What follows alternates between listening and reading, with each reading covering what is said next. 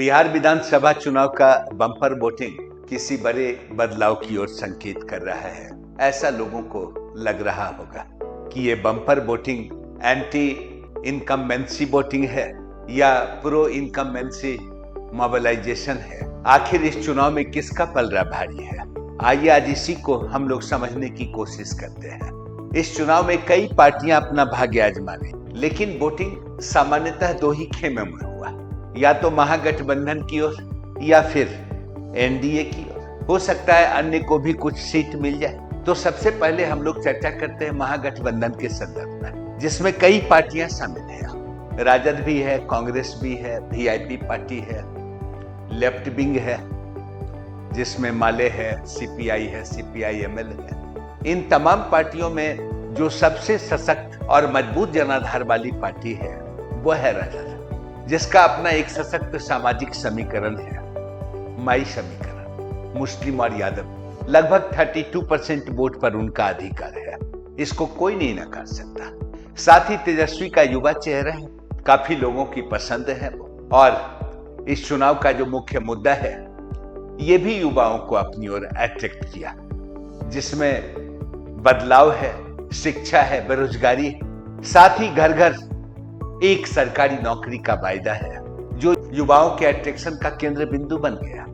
इनका सहयोगी दल लेफ्ट विंग, उसका अपना कैडर वोट है, कई डिस्ट्रिक्ट में वो प्रभावी है, पिछड़ा, अति पिछड़ा और उनके अपने दलित वोटर्स भी हैं। इसलिए ये कह सकते हैं कि माई समीकरण के अतिरिक्त, मुस्लिम और यादव के अतिरिक्त, पिछड़ा, अति पिछड़ा और दलित वर्ग में भी उनका कमोबेश वोट रहा है, इसको नकारा नहीं जा सकता। लेकिन महागठबंधन के कई कमजोर पक्ष हैं, जिससे ये लगता है कि जैसा उन लोगों ने आवाज दिया कि इस बार हम जीत रहे हैं, हमारी सरकार बन रही है, हम सीएम बन रहे हैं, कोई दावा कह रहा है हम उप सीएम बन रहे हैं, इनके नकारात्मक पक्ष को देखकर ही ये आकलन कर सकते हैं कि इनको कितना सीट आएगा।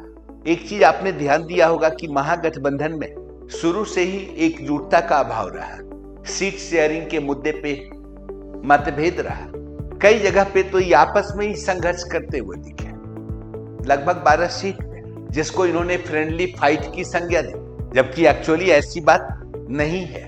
इसके कारण वोटर्स में वहापोह की स्थिति उभर कर सामने आ गई। ये नकारात्मक पक्ष था महागठबंधन का। हर घर सरकारी नौकरी, हर एक परिवार में एक सरकारी नौकरी का वायदा। लंबे समय से तेजस्वी यादव राघोपुर के विधायक भी रहे, उप सीएम भी रहे, और बिहार के तमाम लोग ये जानते हैं कि राघोपुर में कितना डेवलपमेंट हुआ है।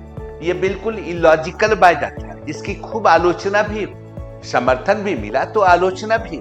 इसके अतिरिक्त देखें तो इनका एक सहयोगी कांग्रेस, अभी बिहार में कांग्रेस का कोई जनाधार भी नहीं है। राहुल गांधी और प्रियंका गांधी बिहार में कोई चमत्कारिक छवि के रूप में अपने आप को स्थापित भी नहीं कर पाए। वोट चोरी का मुद्दा भी प्रभावी नहीं हो सका।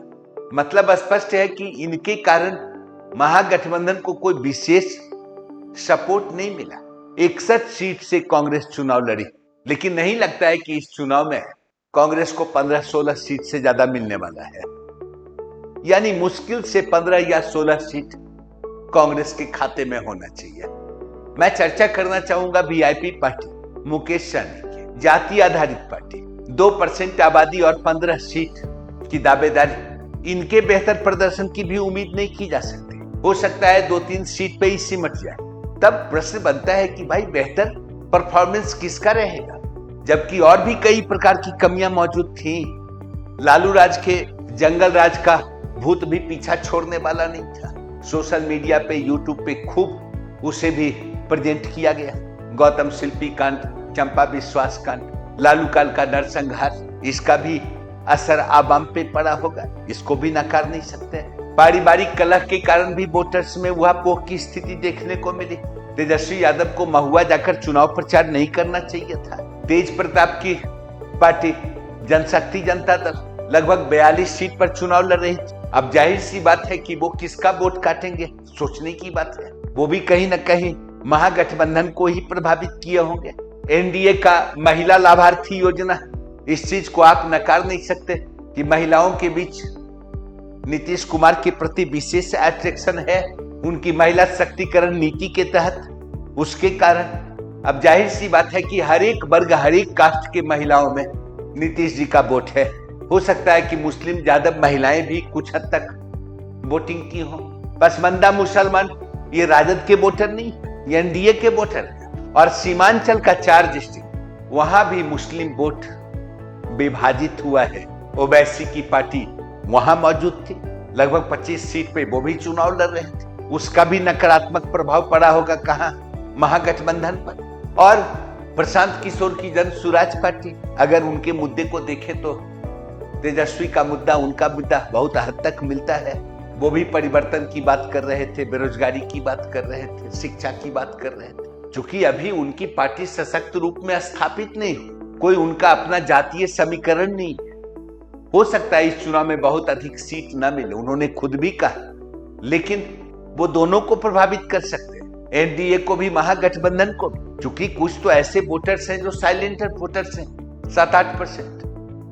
वो किसे वोट करेंगे आप आकलन नहीं कर सकते। हो सकता है नए विकल्प के तौर पे जनसुराज को चुने, ये भी चांस बनता है। तो बड़ी पार्टी के रूप में जनसुराज पार्टी उभरे न उभरे, ये राजनीतिक खेला को परिवर्तित तो कर ही सकता है, इसमें कोई दो मत नहीं।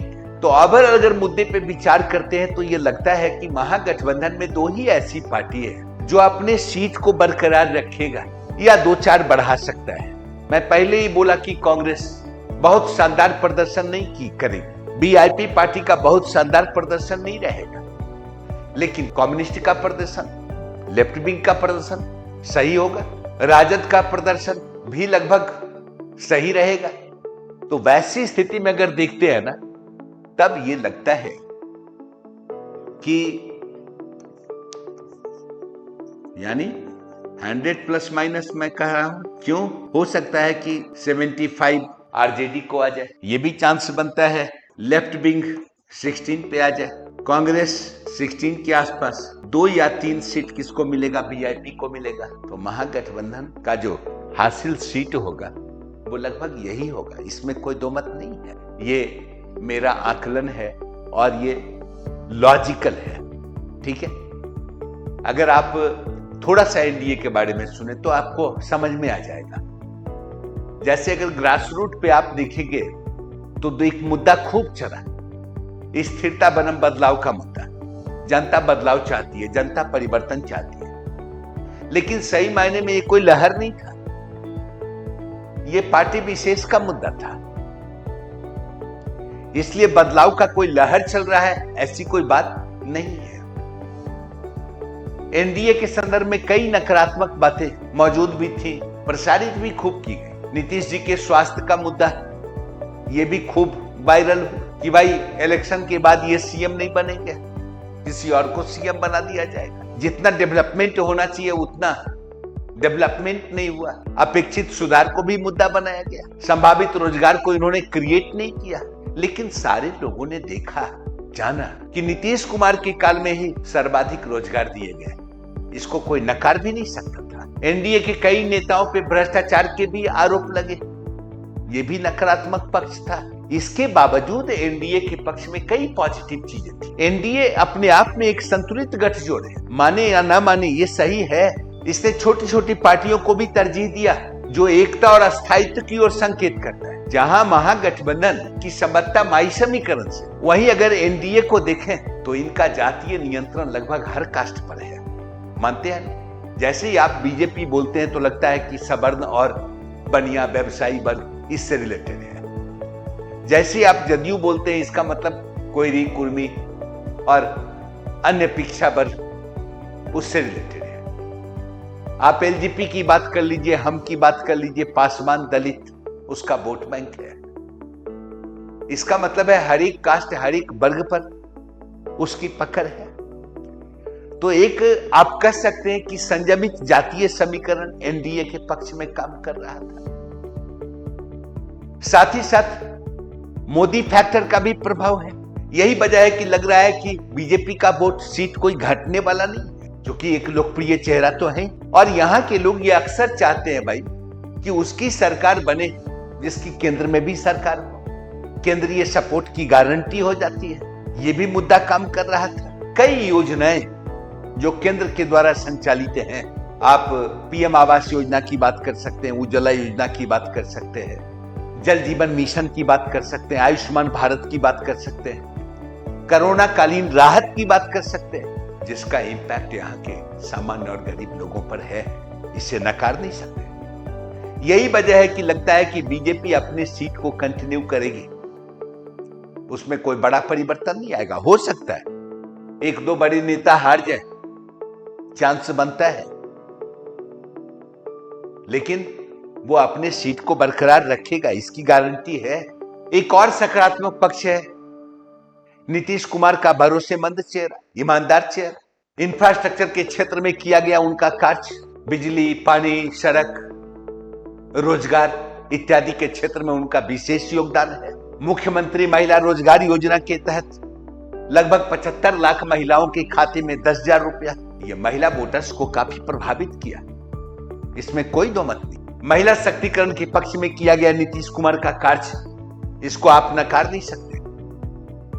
महिला वोटर्स की तादाद में काफी बढ़ोतरी भी देखने को मिली। जाहिर सी बात है, महिला लाभार्थी योजना, आरक्षण, शराबबंदी, साइकिल, छात्रवृत्ति, महिला सुरक्षा का भी मुद्दा उठाया गया, जंगल राज का हवाला देते हुए। ये तमाम कारगर मुद्दे थे। 125 यूनिट बिजली फ्री, इसका भी इंपैक्ट था। साथ ही साथ अगर आप देखें तो पिछले चुनाव में चिराग पासवान, जदयू के अगेंस्ट उन्होंने अपने कैंडिडेट को खड़ा किया था। लगभग 36 सीट पर अगर जदयू की हार हुई थी, उसके मूल में कहीं ना कहीं चिराग पासवान थे, लेकिन इस चुनाव में चिराग पासवान साथ है, ये भी फैक्टर काम कर रहा है। तो जाहिर सी बात है कि जदयू के सीट में नहीं कुछ तो कम से कम 10 से 15 सीट तो बढ़ोतरी होगी, इसको कोई नकार नहीं सकता। अगर सही पूछा जाए तो महिलाओं का वोटिंग नीतीश कुमार के पक्ष में तो होना ही चाहिए, चाहे वो किसी वर्ग, किसी कम्युनिटी, किसी कास्ट से बिलोंग करती हो। तो अगर 10 से 15 सीट की बढ़ोतरी भी होती है, इसका मतलब स्पष्ट है कि जदयू जो पहले 43 सीट पर था, इस बार नहीं कुछ भी होगा तो 54-5 सीट पर होगा। और जो चिराग पासवान की पार्टी है 29 सीट पे चुनाव लड़ रही है। लोकसभा में शानदार प्रदर्शन रहा। वैसी स्थिति में देखें तो चिराग पासवान को भी कम से कम 14-15 सीट मिलना चाहिए। हम और रालोसपा जो सहयोगी पार्टी है एनडीए की, अगर 2-2 सीट भी मिलता है तो 4 सीट मिलता है। मोटे तौर पे देखें तो इस एनडीए को 140 से लेकर 145 सीट तक हासिल होना चाहिए। इस चुनाव में ये चांस बनता है, क्योंकि बीजेपी अपने सीट को बरकरार रखेगी जो पिछले चुनाव में था। साथ ही साथ अगर देखें तो जदयू के सीट में कम से कम 10 से 15 का इजाफा होगा। एलजेपी को पिछले बार 1 सीट था जदयू के अपोनेंट के रूप, लेकिन इस बार चूंकि सपोर्ट में है तो जदयू 14 to 15 सीट मिलना ही चाहिए। दोनों को कम से कम अगर देंगे तो 4 सीट। तो वैसी स्थिति में बेहतर प्रदर्शन किसका दिखता है? तो एनडीए का दिखता है। रही बात अन्य की, जिसमें तेज प्रताप की पार्टी है, जनसुराज पार्टी है, ओवैसी की पार्टी है, तो तेज प्रताप की पार्टी तो बिल्कुल नई ही है।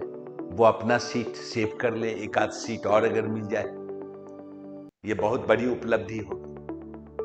जनसुराज भी काफी पुरानी पार्टी नहीं है, नई ही पार्टी है। तो जाहिर सी बात है कि अन्य के खाते में अगर बहुत आएगा तो 10 से 11 सीट होना चाहिए, लगभग यही होगा। मोटा मोटी लॉजिकल तौर पे अगर देखें तो लगता है कि सरकार एनडीए की बननी चाहिए।